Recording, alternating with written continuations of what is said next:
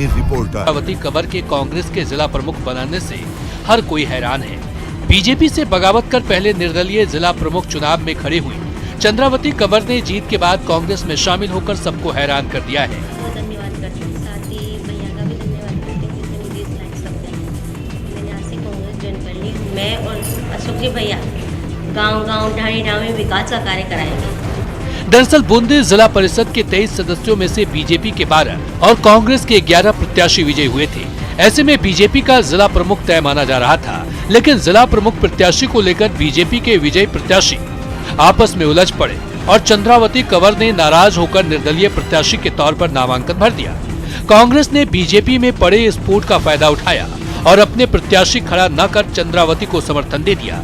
कांग्रेस के समर्थन से चंद्रावती को 13 मत मिल गए और वो बीजेपी के पुरुषोत्तम शर्मा से 3 वोटों से जीत गई। चंद्रावती की यूं पाला बदलने से जहां बीजेपी ने कांग्रेस पर कटाक्ष किया, वहीं कांग्रेसी बीजेपी की इस हार पर मजे ले रहे हैं।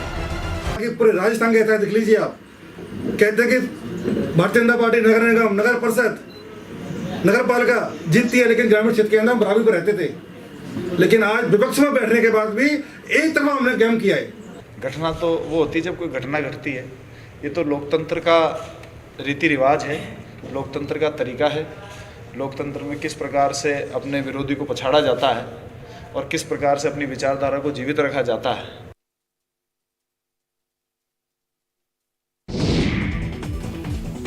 झुंझुनू में आजादी के बाद पहली बार जिला परिषद में बीजेपी का जिला प्रमुख बना है। आज से पहले तक जितने भी चुनाव हुए उनमें कांग्रेस के ही प्रमुख बने हैं, लेकिन इस बार बीजेपी ने न केवल प्रमुख बनाया है बल्कि कांग्रेस में क्रॉस वोटिंग करवाकर अपना बहुमत और बढ़ाया भी है। आपको बता दें कि यहाँ जिला प्रमुख चुनाव में कई दिलचस्प मोड़ देखने को मिले। पहले तो बीजेपी की पूजा बाबल ने निर्दलीय के तौर पर अपना नामांकन कर दिया और फिर उन्होंने नामांकन वापस ले लिया। इसके बाद कांग्रेस की अंजू कस्वा और बीजेपी की हर्षनी कुल्हरी के बीच जिला प्रमुख के पद के लिए सीधा मुकाबला हुआ, जिसमें हर्षनी कुल्हरी को 35 में से 26 वोट मिले। वहीं कांग्रेस की अंजू कस्वा को 9 वोटों में ही संतोष करना पड़ा। मैं धन्यवाद देना चाहती हूँ कि सभी ने मुझे बहुत सपोर्ट किया है, जो मतदान दिए हैं। मैं बिल्कुल आपके लिए ऋण चुकाने की कोशिश करूंगी। बिल्कुल विकास का कार्य कराऊंगी, डेवलपमेंट का कार्य कराऊंगी। हर जो मेरे से बल पड़ेगा वो मैं आपके साथ रहूंगी। भारतीय जनता पार्टी को 35 में से 26 मत मिले हैं और भारतीय जनता पार्टी यहाँ विजयी रही है। मैं सभी जनता को बहुत बहुत धन्यवाद देना चाहता हूँ, आभार प्रकट करता हूँ भारतीय जनता पार्टी की ओर से। सांसद होने के नाते बहुत बहुत धन्यवाद देता हूँ कि पहली बार भारतीय जनता पार्टी का जिला प्रमुख बनाया।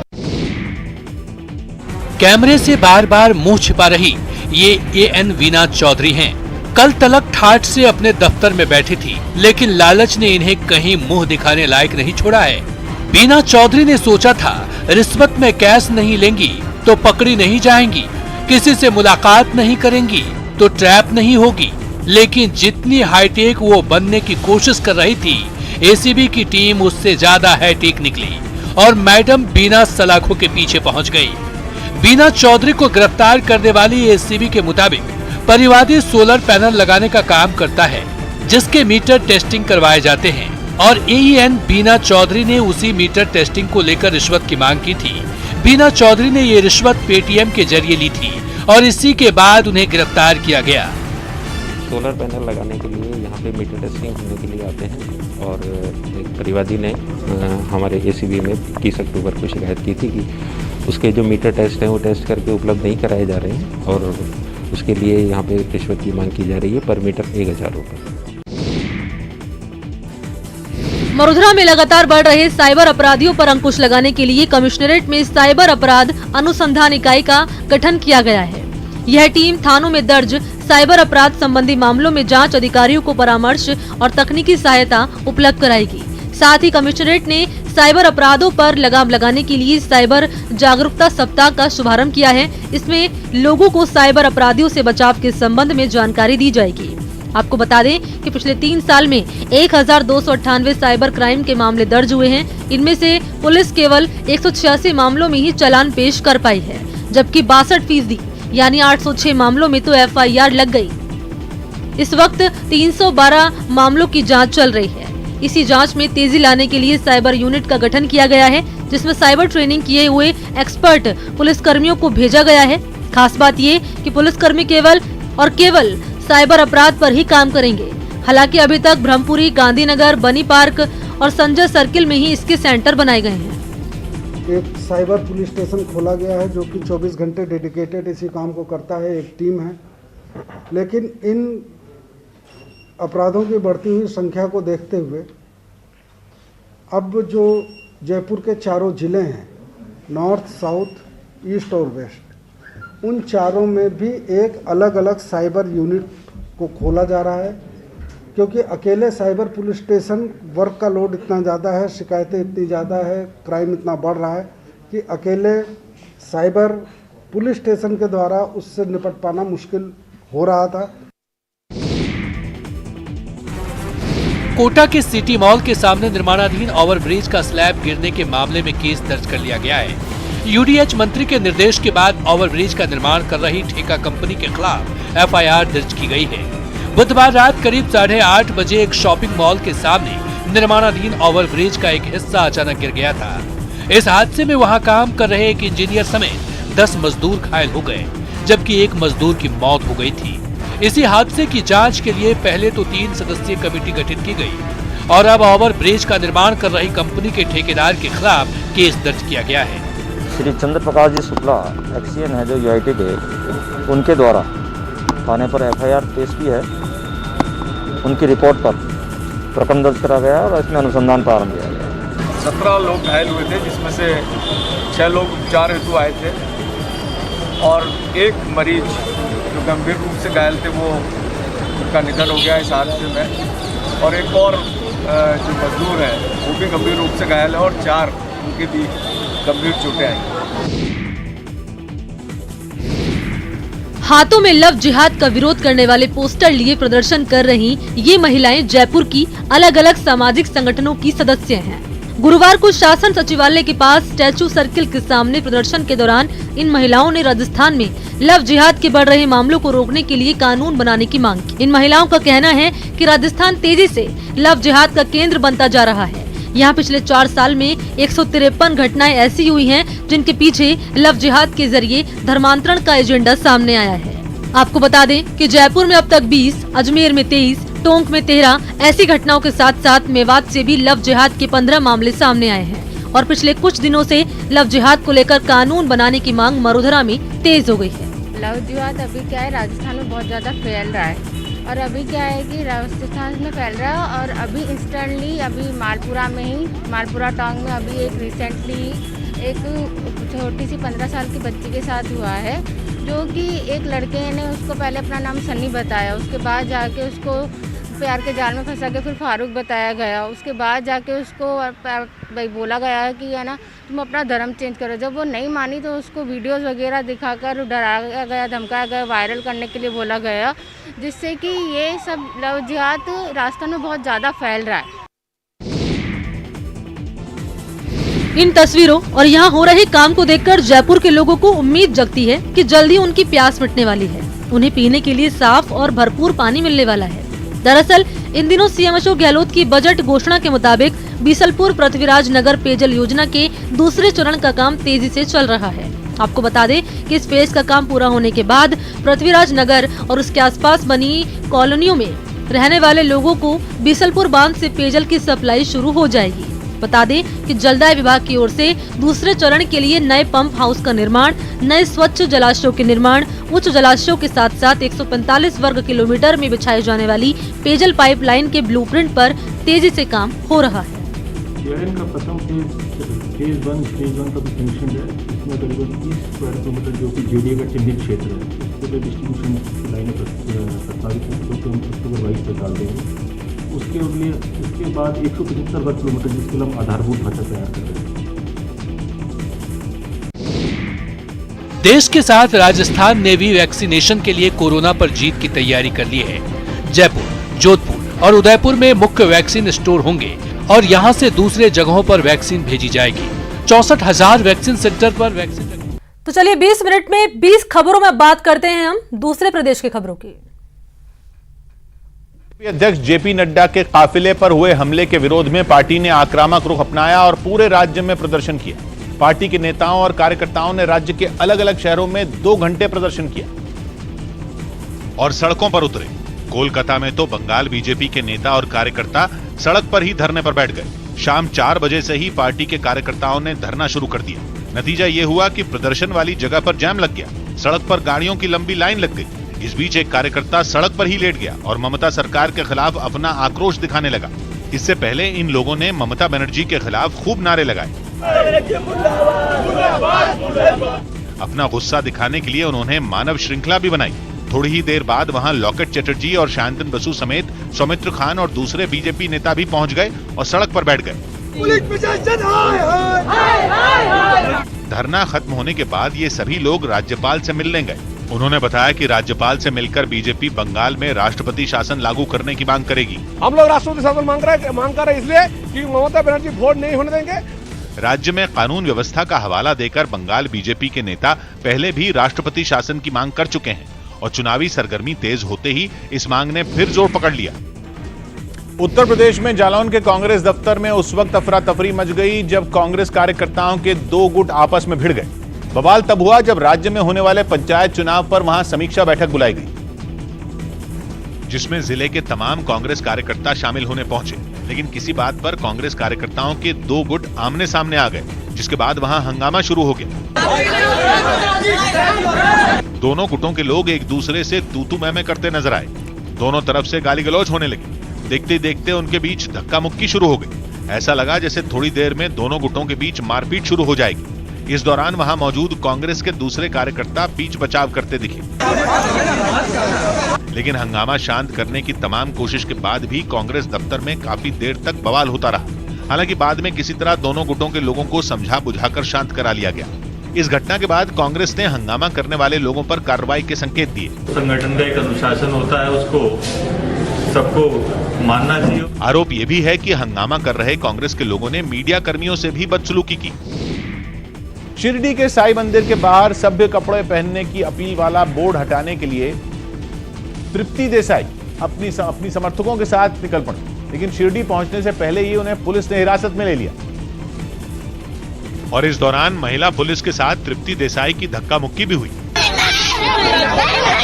पुलिस तृप्ति के साथ आई बाकी महिलाओं को बस में बिठा चुकी थी। बस के पास पहुंचते ही तृप्ति देसाई को समझ आ गया कि उन्हें हिरासत में लिया जाएगा।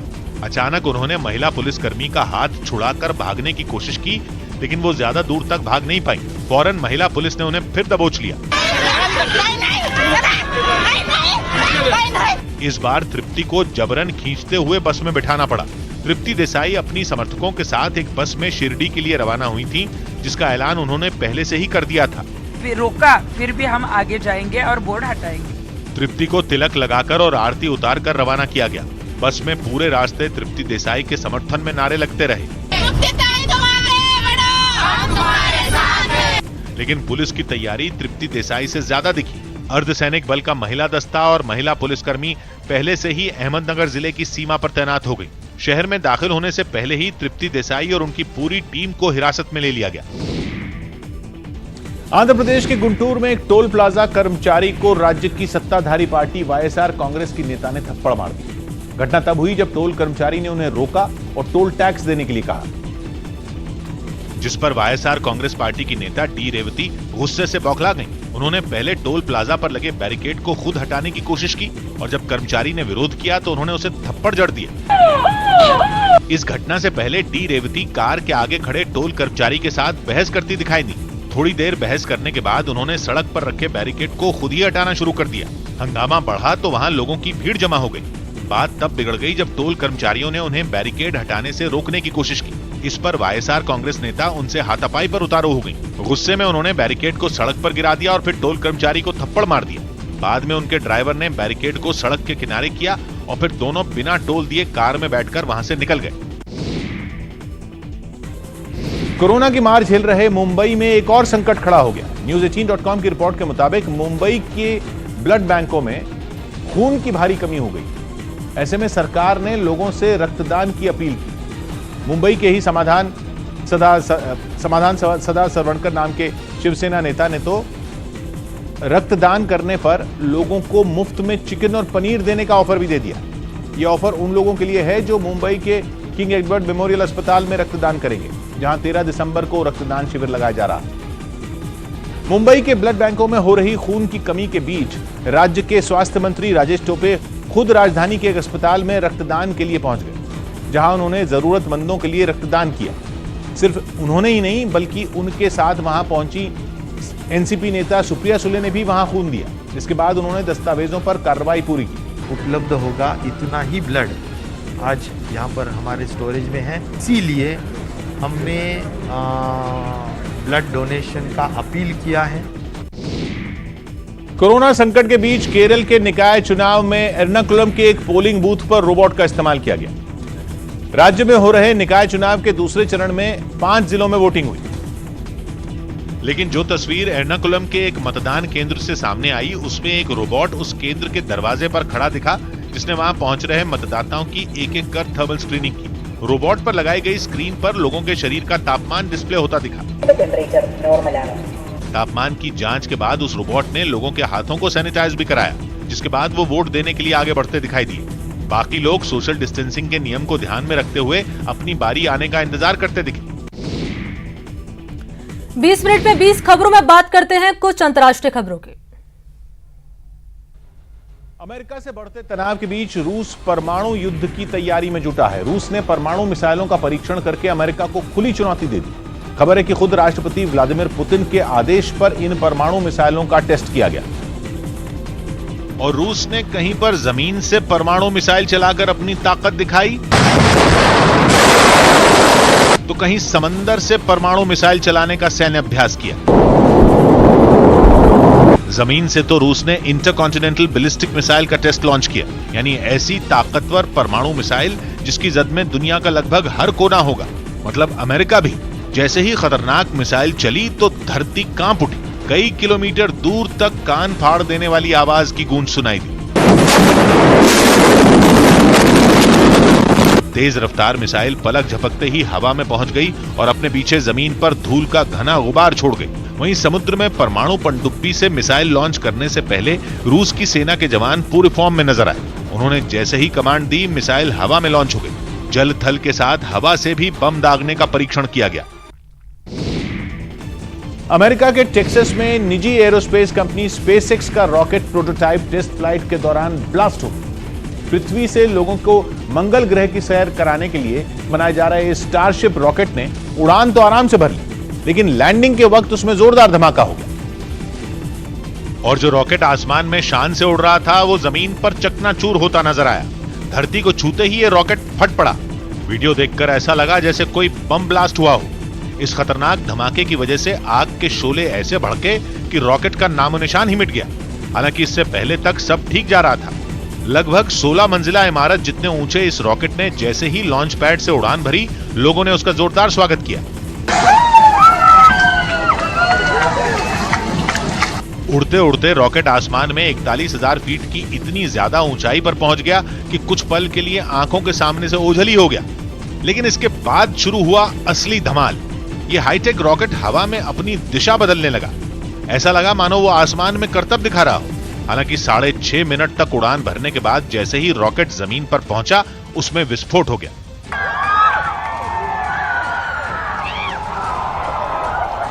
इससे पहले इसी महीने इस रॉकेट का टेस्ट 4 बार टाला गया। 2 दिन पहले तो तकनीकी खराबी की वजह से बिल्कुल ऐन मौके पर टेस्ट लॉन्च रद्द कर दिया गया था। तो चलिए इसी के साथ इस बुलेटिन में इतना ही। देश और दुनिया के तमाम बड़ी खबरों के लिए देखते रहिए न्यूज 18 राजस्थान। नमस्कार।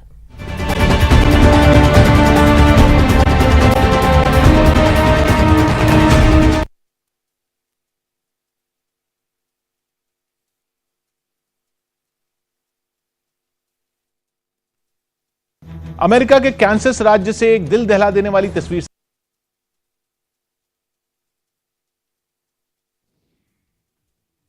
अमेरिका के कैंसस राज्य से एक दिल दहला देने वाली तस्वीर सामने आई। वहां एक हाईवे पर हुए खतरनाक हादसे में 24 साल के ट्रक ड्राइवर को संभलने तक का वक्त नहीं मिला और उसकी मौके पर ही मौत हो गई। हादसे की वजह से हाईवे को कुछ घंटों के लिए बंद भी कर दिया गया, क्योंकि कैंसस राज्य में हादसे का शिकार हुआ वो ट्रक आग का गोला बन गया, जिसे बुझाने के लिए कई दमकल कर्मी पसीना बहाते दिखे। असल में हुआ ये कि ये ट्रक हाईवे पर बने इस पुल पर चल रहा था, लेकिन चलते चलते वो बेकाबू हो गया और पुल की रेलिंग तोड़कर कई फीट नीचे दूसरे हाईवे पर जा गिरा। हादसे में ट्रक का कचूमर तो निकला ही, उसने आग भी पकड़ ली और जब तक दमकल कर्मी घटना स्थल पर पहुंचे, ट्रक ड्राइवर की मौत हो चुकी थी। हालांकि शुक्र इस बात का रहा कि हादसा सुबह करीब 4 बजे हुआ, जब ट्रैफिक ज्यादा नहीं था, इसलिए नीचे सड़क से कोई दूसरी गाड़ी नहीं गुजर रही थी, नहीं तो जान और माल का नुकसान और भी ज्यादा हो सकता था।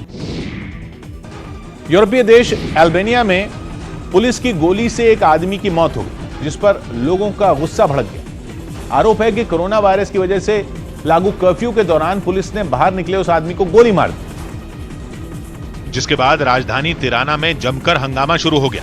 कर्फ्यू के बावजूद हजारों की संख्या में लोग घरों से बाहर निकल आए और अपना विरोध जताने के लिए सरकारी इमारतों को निशाना बनाने लगे। सामने आई एक तस्वीर में लोगों ने अल्बानिया के आंतरिक मामलों के मंत्री के दफ्तर में भी जबरदस्ती घुसने की कोशिश की, जिसे पुलिस ने नाकाम कर दिया। इस दौरान प्रदर्शनकारियों और पुलिस के बीच काफी देर तक धक्का मुक्की भी हुई। विरोध प्रदर्शन के साथ लोगों ने पुलिस पर पथराव भी किया। इतना ही नहीं, पुलिस की गाड़ियों पर भी हमला किया गया। इससे भी जब लोगों का मन नहीं भरा तो उन्होंने आगजनी शुरू कर दी। क्रिसमस को लेकर की गई सजावट को खास तौर पर नुकसान पहुंचाया गया। एक इलाके में तो गुस्साए लोगों ने क्रिसमस ट्री को भी आग के हवाले कर दिया। राजधानी के हालात तेजी से बिगड़ते जा रहे थे, जिसके बाद पुलिस ने कई जगहों पर आंसू गैस के गोले दागे ताकि हंगामा शांत हो सके। इसके अलावा शहर भर में पुलिस ने मार्च भी निकाला। दक्षिणी ईरान में भारी बारिश के बाद कई इलाकों में आई बाढ़ में 7 लोगों की मौत हो गई। बिगड़ते हालात को देखते हुए वहां के प्रशासन ने लोगों को घरों से बाहर न निकलने की हिदायत दी, क्योंकि बाढ़ का पानी सैलाब बनकर सड़कों पर बहता नजर आया। बुशहर से सामने आई एक तस्वीर को देखकर ऐसा लगा मानो वहां की गलियों के बीच कोई नदी बह रही हो। पानी की तेज लहरें सब कुछ अपने अंदर समेटकर उसे अपने साथ बहा ले जाने को आमादा दिखी। वहां के एक दूसरे इलाके से भी खौफ से भर देने वाली तस्वीरें सामने आई। पानी के तेज बहाव के साथ कई गाड़ियां बहती हुई नजर आईं, क्योंकि कई गाड़ियां उसमें डूबी हुई दिखाई दी। भारी बारिश से नदियों का जलस्तर भी बढ़ गया, जिसकी वजह से कई इलाकों में पानी ने सड़कों पर डेरा जमा लिया। एक तस्वीर ऐसे आई जिसमें एक आदमी पानी भरी सड़क को पार करते वक्त गड्ढे में गिरा दिखा। गनीमत ये रही कि उसने तुरंत ही खुद को संभाल लिया। लोगों के घर-बार, सामान, गाड़ियां सब सैलाब में समाये नजर आए। शहर की ज्यादातर दुकानों में पानी का कब्जा हो गया। कुछ दुकानों में तो 4 फीट तक पानी भर गया। बर्बादी के इस मंजर के बीच कुछ बच्चे मस्ती करते हुए भी दिखाई दिए। यूरोप के देश क्रोएशिया में भारी बारिश के बाद आई बाढ़ ने लोगों को मुसीबत में डाल दिया। वहां लगातार 2 दिन तक हुई भारी बारिश से नदी नाले उफान पर आ गए, जिसके बाद सब कुछ पानी पानी हो गया। वहां के वर्गोरास शहर में बाढ़ के बाद सड़कें पानी से भर गईं। बाढ़ में मकान तो डूबे ही, साथ ही एक फुटबॉल का मैदान भी डूब गया। पानी भरने के बाद वो किसी तालाब जैसा ही दिखाई देने लगा। हालांकि इस सब के बीच वहां रेस्क्यू ऑपरेशन भी जारी रहा। रेस्क्यू टीमें नाव के जरिए बाढ़ के असर वाले इलाकों में पहुंची और वहां फंसे लोगों को निकाला। मकानों में पानी घुसने से उनमें रखा सामान भी बर्बाद होता दिखा। क्रोएशिया के साथ ही उसके पड़ोसी देश स्लोवेनिया के भी तटीय इलाकों में बाढ़ से भारी नुकसान की खबर है।